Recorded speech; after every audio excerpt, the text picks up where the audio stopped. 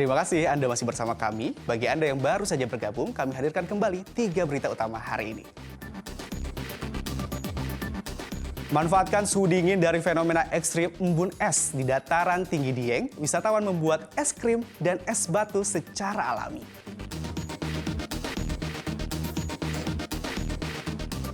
Partai Golkar dan PAN ramai-ramai dukung Prabowo Subianto. Bacapres Ganjar Pranowo mengaku partainya PDI Perjuangan sudah punya kisah dikeroyok banyak partai saat Pilpres.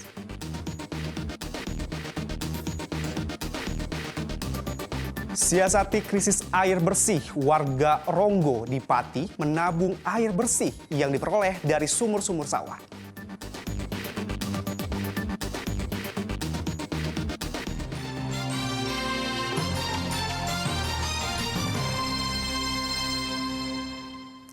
Bakal calon presiden dari PDI Perjuangan, Ganjar Pranowo, menganggap hal biasa dan wajar dalam alam demokrasi terkait deklarasi Partai Golkar dan PAN yang akhirnya mendukung Prabowo Subianto pada Pilpres 2024. Ganjar mengatakan kisah partainya dikeroyok banyak partai bukan hal baru karena pernah terjadi pada Pilpres 2014 lalu.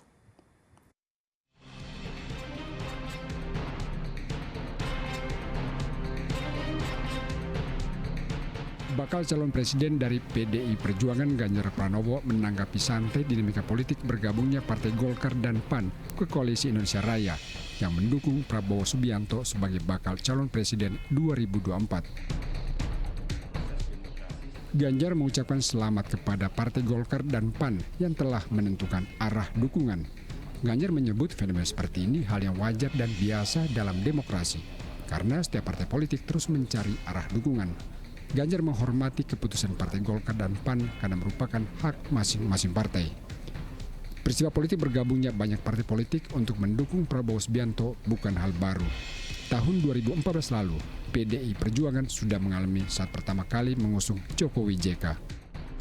Ya, sangat menghormati sikap masing-masing partai. Pasti beliau-beliau sudah memberikan keputusan, sudah punya catatan-catatan harus merapat kemana. Jadi saya sangat hormat atas keputusan yang diambil oleh partai, siapapun mereka dan kemanapun mereka. Ya, kami yang sudah mendeklarasikan tentu ini bagian dari ikhtiar kita untuk berkomunikasi secara baik yang sudah mendukung maupun yang belum, dan suasananya masih sangat cair sekali. Jadi menurut saya itu biasa-biasa saja. Dan kisah ini pun pernah terjadi pada saat 2014 kalau tidak salah ya, saat itu yang mendukung lawannya Pak Jokowi itu juga sama, mereka semua berbondong-bondong ke sana. Dan kejadian ini kita catat dalam perjalanannya dan selalu ada dinamika yang berubah. Jadi buat saya, ya saya ucapkan selamat bergabung. Ini suatu proses demokrasi yang biasa saja. Partai Golkar dan PAN akhirnya mendeklarasikan dukungan kepada Prabowo Subianto sebagai Bacapres 2024 pada hari Minggu. Deklarasi dihadiri Ketua Umum Partai Golkar Airlangga Hartanto dan Ketua Umum PAN Zulkifli Hasan, Prabowo Subianto dan Ketua Umum PKB Muhaimin Iskandar. Ali Mustafirin melaporkan dari Kota Semarang.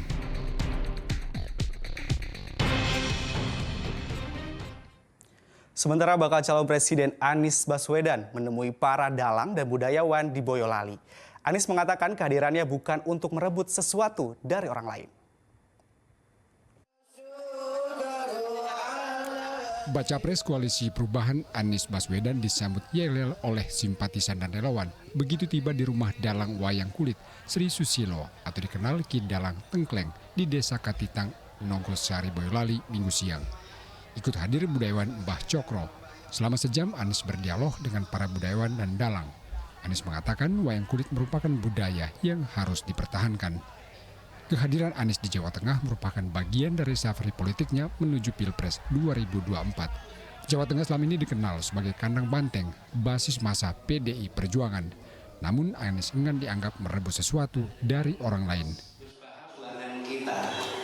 Itu bukan merebut sesuatu dari orang lain, bukan merebut sesuatu dari pihak lain. Tidak, jadi yang ada di sini tidak usah khawatir, tidak ada yang direbut, ya. Yang ada justru kita ingin supaya hidup kita lebih baik. Dari Boyolali, Anies melanjutkan safari politik ke Yogyakarta. Saat ini Anies didukung 3 partai politik, Nasdem, Demokrat, dan PKS. Namun koalisi ini masih belum menentukan bakal calon wakil presiden pendamping Anies. Yulianto melaporkan dari Boyolali. Kekeringan akibat kemarau panjang membuat sumur-sumur warga di Desa Ronggopati mulai mengering. Warga pun putar otak dengan berbagai inovasi agar tidak kehabisan air.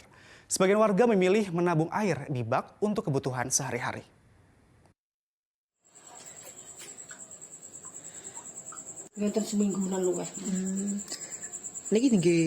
Inilah cara Sulasmi mengatasi krisis air bersih.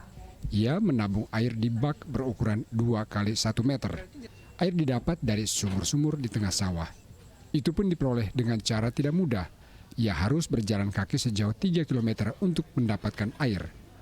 Jika beruntung, Sulasmi mendapatkan bantuan air bersih. Itu pun juga harus berebutan dengan warga lain. Menabung air menjadi pilihan realistis bagi Sulasmi.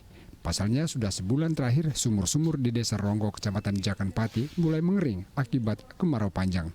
Sumur di belakang rumah sebenarnya masih mengeluarkan air, namun terus berkurang setiap harinya. Bak mandi, bak ini udah sampai berapa hari, Bu? Kalau kamar mandi itu 3 hari. 3 hari. Kalau kamar dimasak niku ada 1 minggu. Itu biasanya ambil air di mana? Di sumur-sumur sawah. Berarti jauh nggih? Jauh. Krisis air bersih di Desa Ronggo kian parah karena sumber air dari Pamsimas juga mengering. Upaya penyambungan air dari Waduk Randu Gunting sampai saat ini pun tak kunjung terrealisasi. Dulu mau direl dari Randu Gunting karena Randu Gunting PU udah diukur, jalannya sudah, tempatnya sudah saya kasih di PK itu mau disudetkan dari Randu Gunting. Sini juga ada Pamsimas tapi nggak memadai.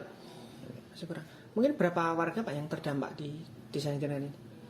Kira-kira berapa kakak? Ya separuh desa lah, katakan lingkup RW 7, 6, 8. Itu lingkup sing bagian selatan. Itu bagian utara itu kelihatannya masih cukup, sumur dangkal walaupun dangkal masih cukup. Berapa ratus mungkin? 300-an warga? Kakak? Ada? Ada, mungkin lebih. Desa Ronggo selalu menjadi langganan krisis air bersih saat kemarau tiba. Setidaknya ada 500 kepala keluarga yang terdampak. Arif Nur melaporkan dari Pati. Dinas Pendidikan Kota Semarang mulai menerapkan seragam sekolah pakaian adat bagi para siswa mulai tahun ini. Pemakaian seragam pakaian adat akan diterapkan pada setiap hari Kamis minggu pertama. Sesuai peraturan Menteri Pendidikan, Kebudayaan, Riset, dan Teknologi, Dinas Pendidikan Kota Semarang akan memberlakukan pemakaian seragam pakaian adat bagi para siswa dari tingkat SD hingga SMP mulai tahun ini. Untuk pakaian pria, jenis sorjan dan ubet Semarangan, sedangkan untuk perempuan mengenakan kebaya encim Semarangan. Seragam pakaian adat ini nantinya akan berlaku setiap hari Kamis pada pekan pertama setiap bulan. Pakai seragam adat setiap minggu pertama, Kamis minggu pertama. Secara umum sih kepala sekolah sudah oke, setuju pakaian Semarangan. Dan nanti dengan adanya edaran dari kementerian ini kita akan kita tidak lanjuti, tapi kita informasikan dan kita bahas dulu dengan para kepala sekolah. Tapi prinsip kita akan tindak lanjuti karena kemarin juga sudah oke gitu.